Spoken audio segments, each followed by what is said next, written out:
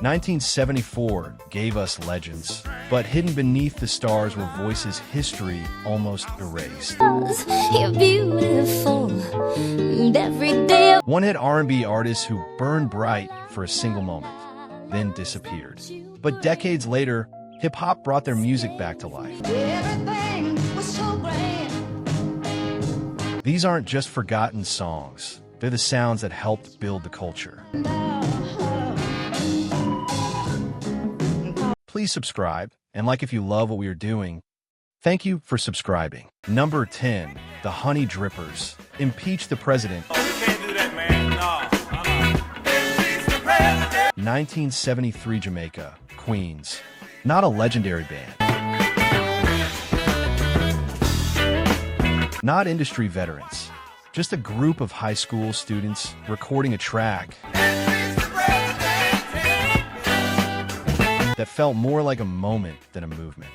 The Honey Drippers didn't have a blueprint.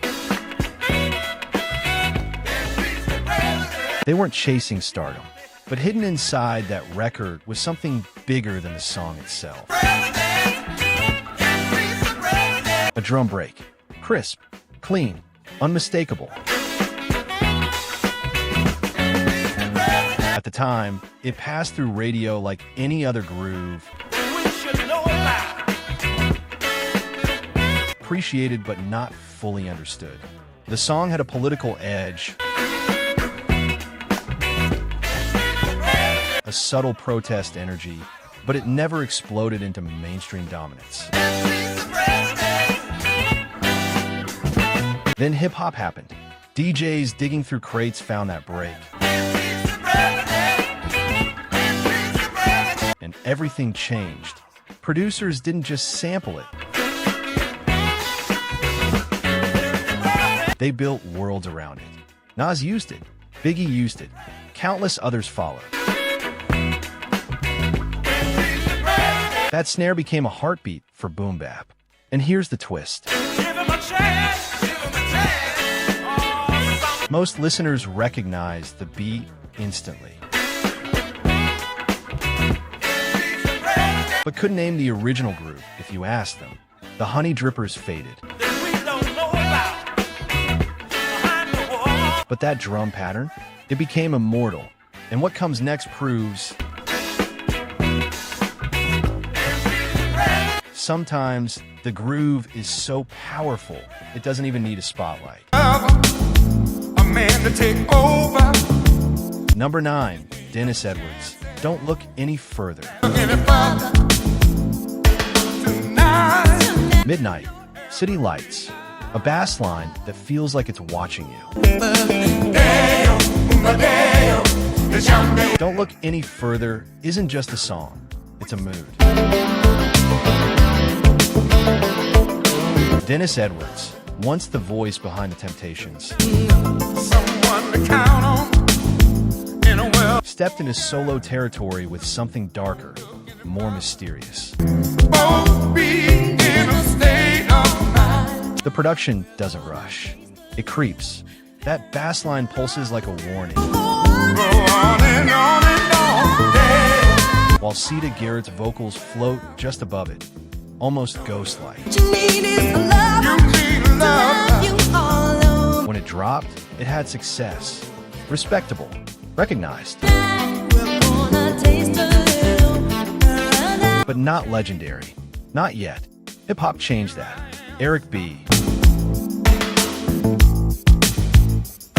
And Rakim heard something deeper. So did Tupac. So did Biggie.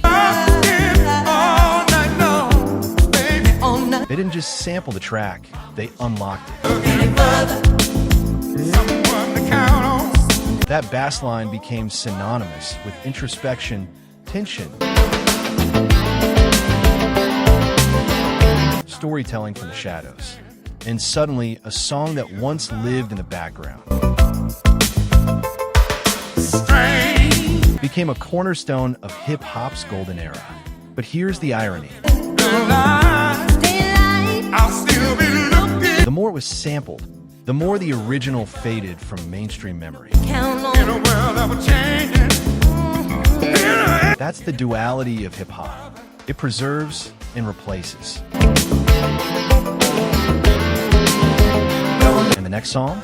It proves that softness can be just as powerful as darkness. Number 8, Minnie Riperton, Inside My Love. My life is filled with love. This isn't just music, it's intimacy captured on tape.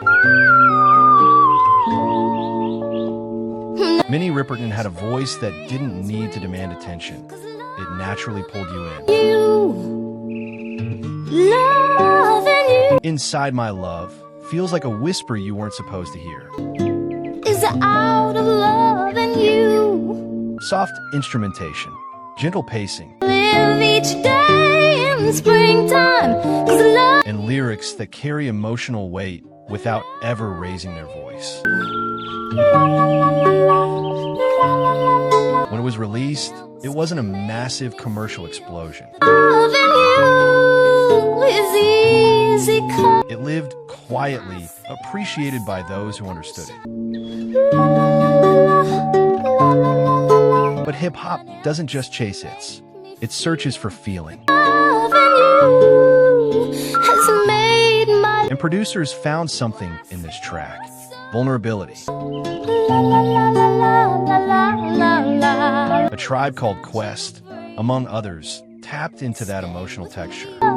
You're beautiful, and every day They didn't overpower it. They respected it.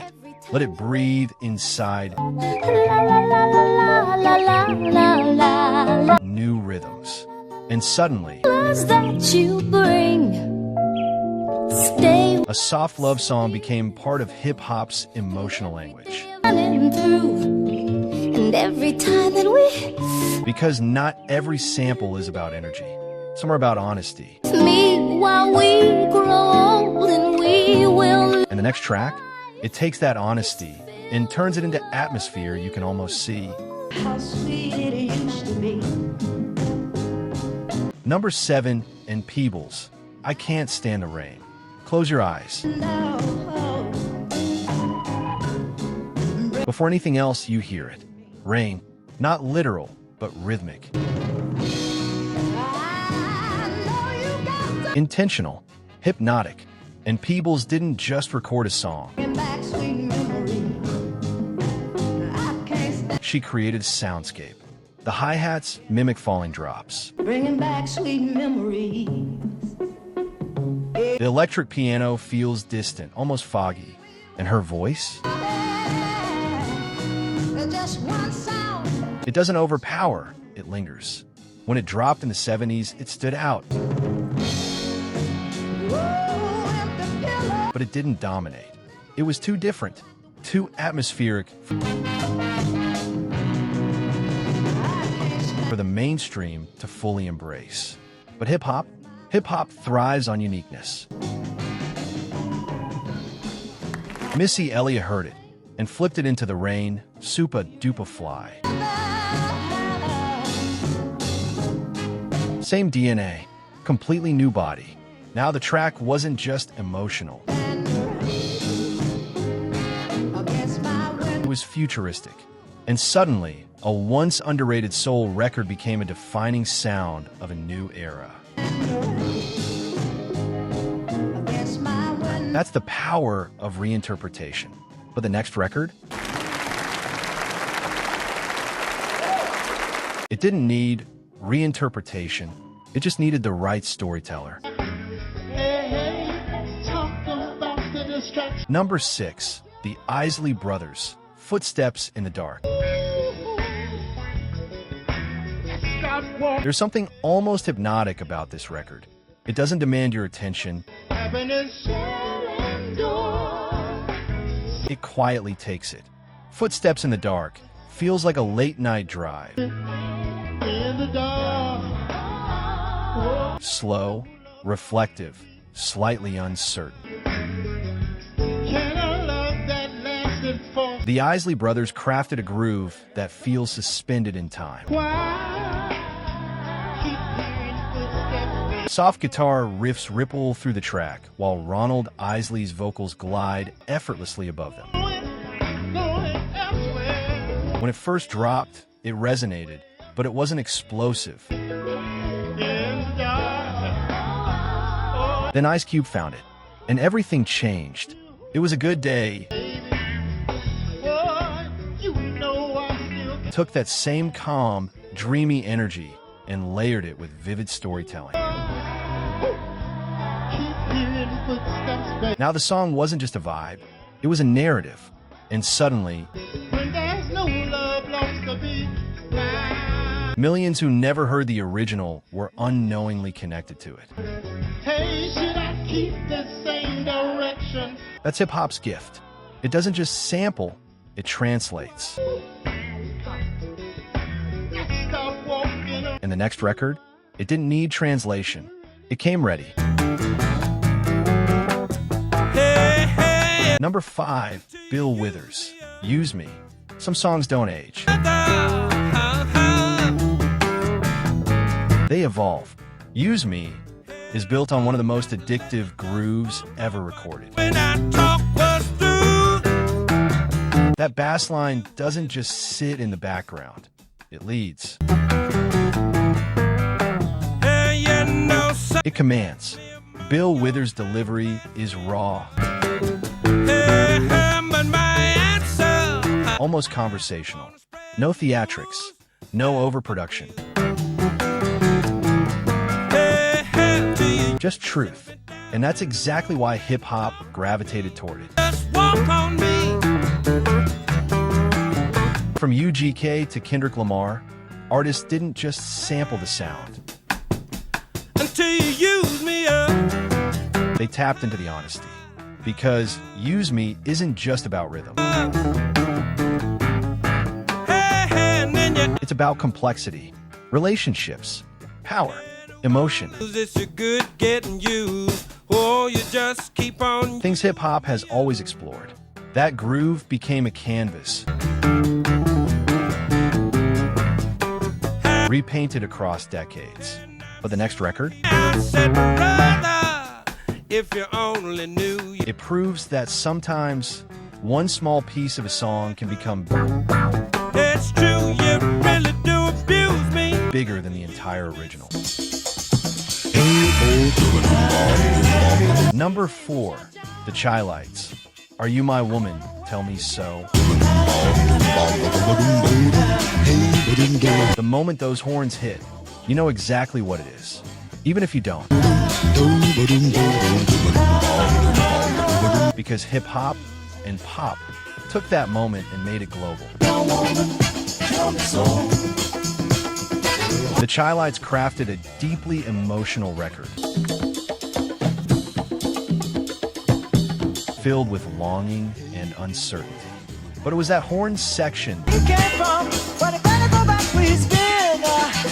bold, urgent, unforgettable, that changed everything. Decades later, Beyoncé's Crazy in Love flipped it into one of the biggest hits of the 2000s. And suddenly, a 70s soul element became a worldwide phenomenon. But here's what's fascinating. Many people know the horns, but not the origin. That's the power and the cost of sampling. And the next record? It takes things even further into cinematic territory. Number 3, Isaac Hayes, Walk On By. This isn't a song. It's an experience. Isaac Hayes took a simple concept and stretched it into something massive. Nearly 12 minutes of layered instrumentation, orchestration, tension, release. It feels like a film score before the film exists. And that's exactly why hip-hop embraced it. Producers didn't hear a song. They heard scenes, Wu-Tang Clan, Dr. Dre, others. They tapped into the drama, slicing pieces of that emotional build to create entirely new narratives. Because when a record feels this cinematic, it never becomes outdated. And now, we reach the final two, where influence turns into foundation. Number 2, Leon Haywood. I Want Do Something Freaky to You. This isn't just a song, it's a blueprint. Leon Haywood created a groove so smooth, so effortlessly cool. It defined an entire coast decades later. Dr. Dre flipped it into nothing but a G-Tang, and that sound became G-Funk. Laid-back synths, rolling bass, sunshine mixed with street reality. All rooted in this one track. What started as a 70s funk record became the DNA of West Coast hip-hop. That's not influence, that's transformation. And now, number 1, the sound you've heard, even if you didn't know it. Number 1, Lyn Collins' Think About It Climax. Before anything else, you hear it. Yeah, woo. It's not just a sound. It's a signal. Produced by James Brown, Lyn Collins' Think About It didn't just create a groove, it unleashed one of the most recognizable breaks in music history. That raw energy, that scream, it became a universal language in hip-hop. From DJs cutting records in the Bronx to global hits decades later. That break never stopped moving. Hundreds of samples. Thousands of uses. And yet, most people don't know where it started. That's the magic and the mystery, because some songs don't just influence hip-hop, they become hip-hop.